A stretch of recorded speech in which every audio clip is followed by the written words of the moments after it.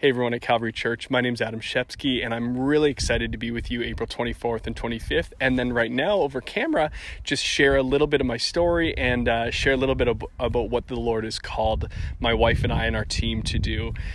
What's really neat is that you, Calvary Church, and one of your amazing staff, Rhonda, and I have this really cool story that God has weaved together over the last number of years. See, when I was about 18, almost 19, I had just become a Christian. I was in a really dark season in my life where I had chose drugs as a teenager, and then as in my later high school years, drugs had chosen me. And because I lacked purpose and I lacked clarity for who I was and the value of my life, I ended up contemplating suicide in a pretty serious manner, to the point where one day I actually went to the cupboard and pulled out a bottle of pills and actually intended to take my own life.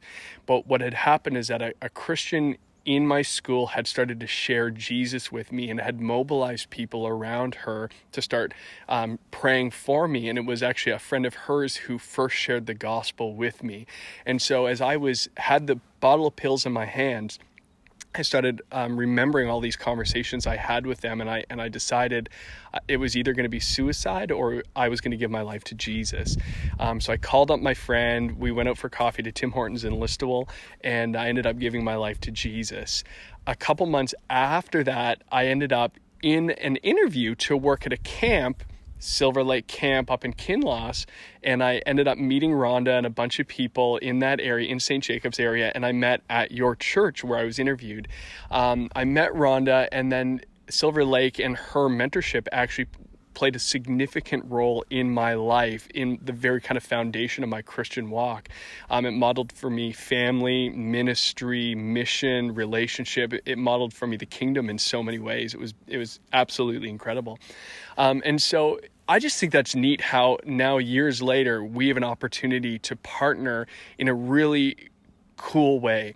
So I am extremely passionate about equipping people to see them move into mission.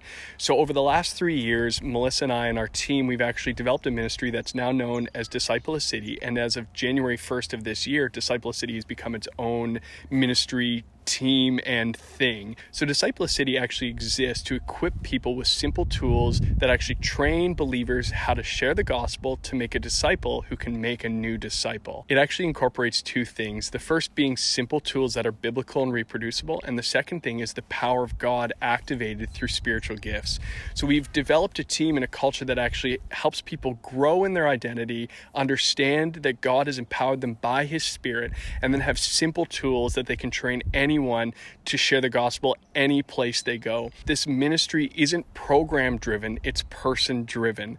So even with all this COVID-19 and the amount of quarantine that's happening in our country right now, our team members have been actively sharing the gospel in grocery stores when they go there to regularly shop.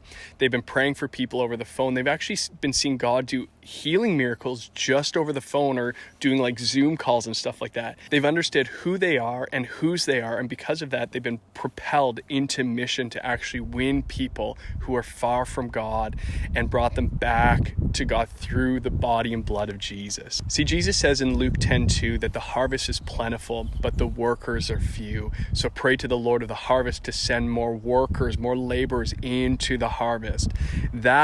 What he's saying there is about you and I, that we're called to be harvesters, laborers, to go into his harvest and bring it to him. And he knows where the harvest is. He knows it's at your workplace, in your family, your friends, the people you go to school with. And we want to equip you with simple tools to actually share the gospel of Jesus, to see people transformed by his love and be brought back to him through his cross. So I want to invite you on April 24th and 25th to join us in this incredible, it's going to be fun. We're going to do it online in this time, but we're going to give simple tools and hear some amazing stories about how God is transforming people. Can't wait to be with you. Wish we could be there in person. And when that happens, we'll sort it out. But love you guys and can't wait to join with you in the harvest in St. Jacobs.